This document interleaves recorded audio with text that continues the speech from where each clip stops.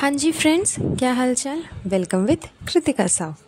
तो चलिए आज बात कर लेते हैं चबूतरी जी के नए इन्वेस्टमेंट के बारे में, जो कि उन्होंने अपने प्यारे से गुटकू के लिए किया है। एंड वो किसी ऐसे वैसे चीज़ में इन्वेस्ट नहीं किया है, अच्छी खासी कंपनी में इन्वेस्ट किया है। यानी कि टूल्स एंड ट्रैवल्स की जो नई कंपनी इन लोगों ने खोली है, नया बिजनेस इन लोगों ने स्टार्ट किया है, उसके ऊपर में चबूतरी ने अच्छा खासा इन्वेस्ट किया है। वैसे कंपेयर किया जाए मीरा रोड के मुकाबले तो खैर यहाँ पे इन्वेस्टमेंट कम हुआ होगा, बिकॉज़ मौदा एंड मुंबई दोनों में काफ़ी ज़मीन आसमान का फ़र्क है। तो अकॉर्डिंग टू मुंबई, जितना इन्वेस्टमेंट मुंबई में किया है, मुंबई के रेस्टोरेंट में किया है, जितना खर्च उसके कंपैरिजन में खैर मौदा में तो कम ही लगा होगा, लेकिन फिर भी अच्छा खासा इन्वेस्टमेंट चबूतरी ने किया है अपने प्यारे से गुटकू को सेटल करने के लिए। एंड सिर्फ गुटका किंग को सेटल करने के लिए नहीं, बल्कि साथ साथ उसके चेले चपाटे यानी कि उसके दोस्तों को भी सेटल करने के लिए। बिकॉज चबूतरी एंड गुटका किंग ये दोनों तो मुंबई में सेटल है। ये लोग तो मौदा कदम भी नहीं रखते, मतलब रखते हैं, आना जाना करते हैं, लेकिन सेटल तो है मुंबई में। अच्छा खासा फ्लैट ले लिया है, जबकि ऑलरेडी एक फ्लैट है जिसमें किसी की भी एंट्री अलाउ नहीं है, लेकिन फिर भी वो लोग अलग से फ्लैट खरीद चुके हैं। वहाँ पे अच्छा खासा इन्वेस्टमेंट कर करके एक नया रेस्टोरेंट खोल लिया है मीरा रोड में।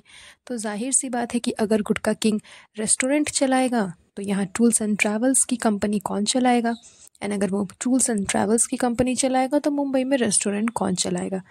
तो गुटका किंग तो खैर मुंबई में ही सेटल होने वाला है, उसकी बोली चाली से, उसकी हरकतों से समझ में आता है।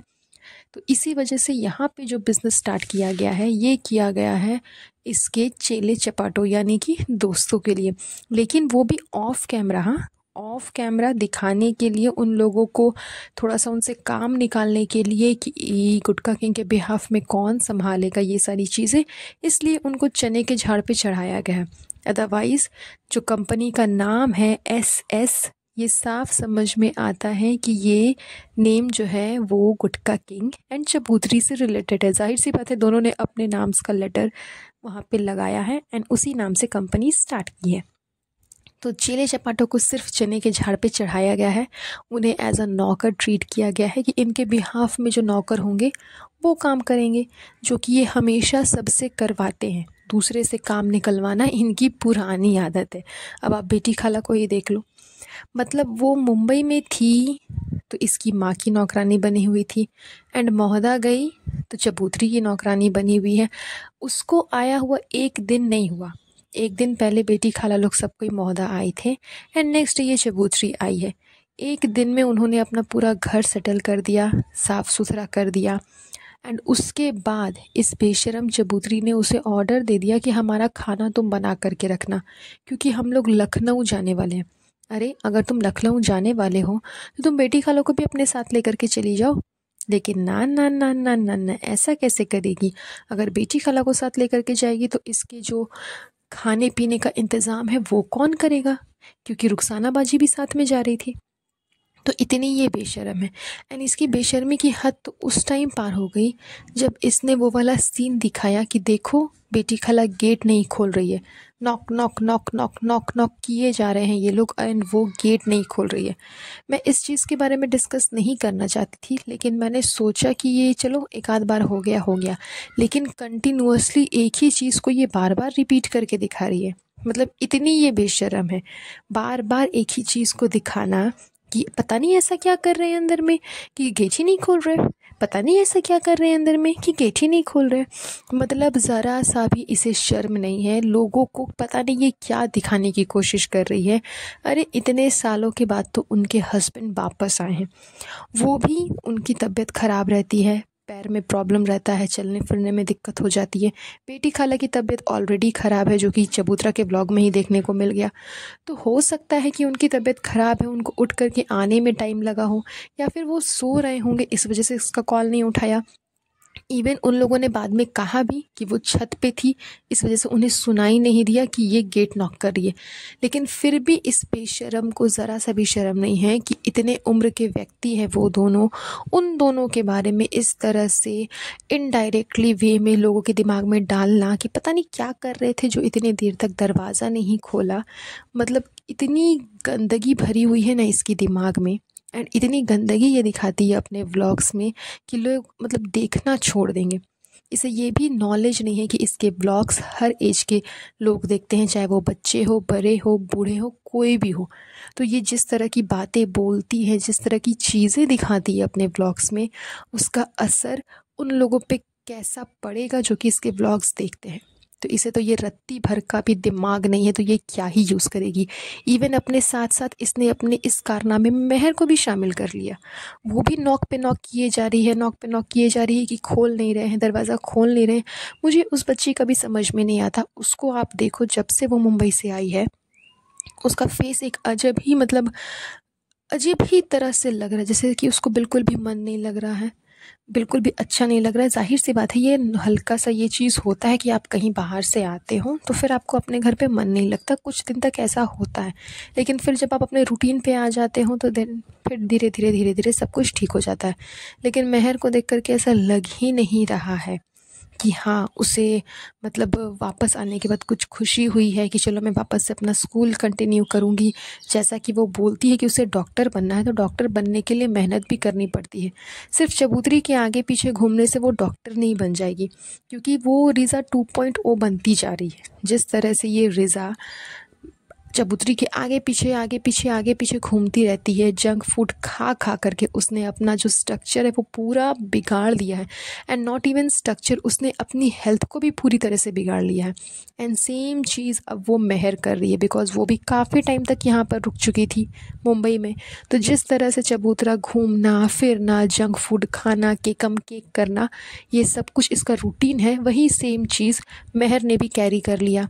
एंड इसी वजह से वो भी अपना जो वेट है वो पुट ऑन कर रही है। आप लोगों ने अगर नोटिस नहीं किया होगा तो थोड़ा सा नोटिस करना, आपको समझ में आ जाएगा।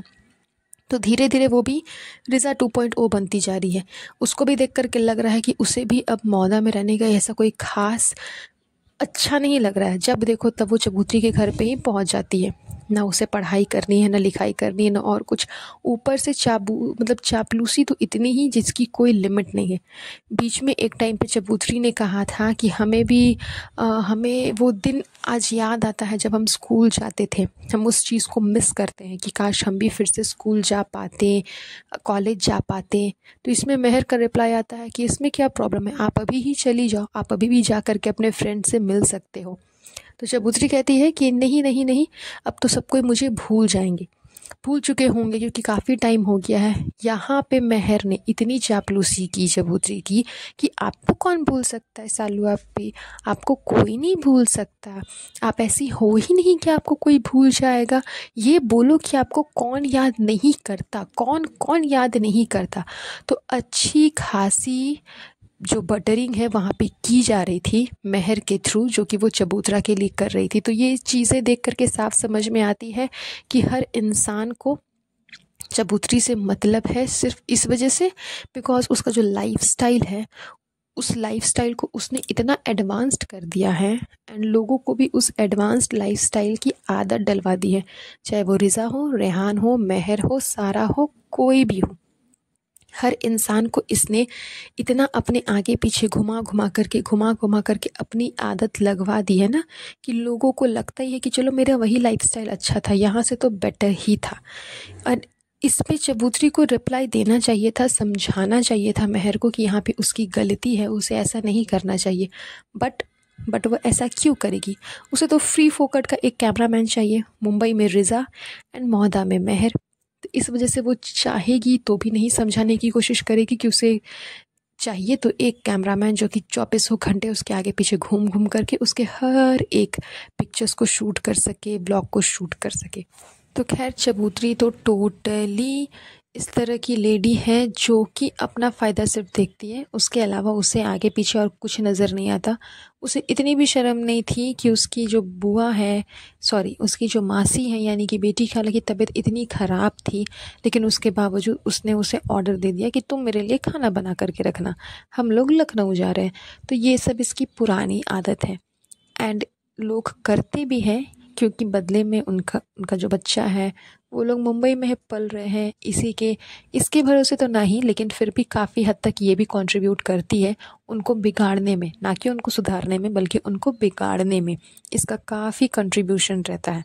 तो इस वजह से वो लोग भी कुछ बोल नहीं पाते एंड यही कारण है कि जो कोल्ड वॉर है भैया भाभी के साथ में इसका अभी तक चल रहा है, बिकॉज़ जनाब को ये चीज़ें काफ़ी ख़राब लगी है कि ये अपने जो पैसे हैं वो गुटखा किंग के पीछे इतना ज़्यादा वेस्ट कर रही है।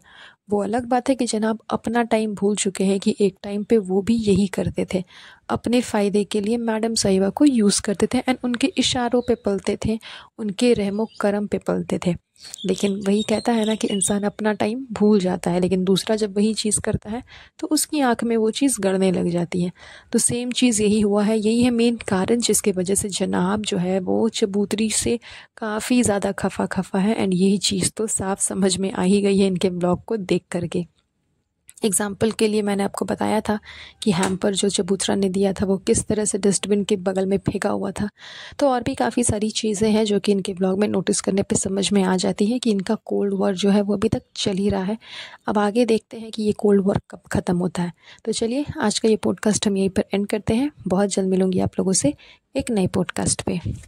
तो खैर ये तो है इनकी हरकतें जो इनके व्लॉग में साफ नज़र आती है। तो चलिए आज का ये पॉडकास्ट हम ज़्यादा लंबा नहीं करेंगे, ये पॉडकास्ट मैं यहीं पर एंड करती हूँ। बहुत जल्द मिलूँगी आप लोगों से एक नए पॉडकास्ट पे। तब तक के लिए अपना ध्यान रखें। Have a nice day. Bye bye.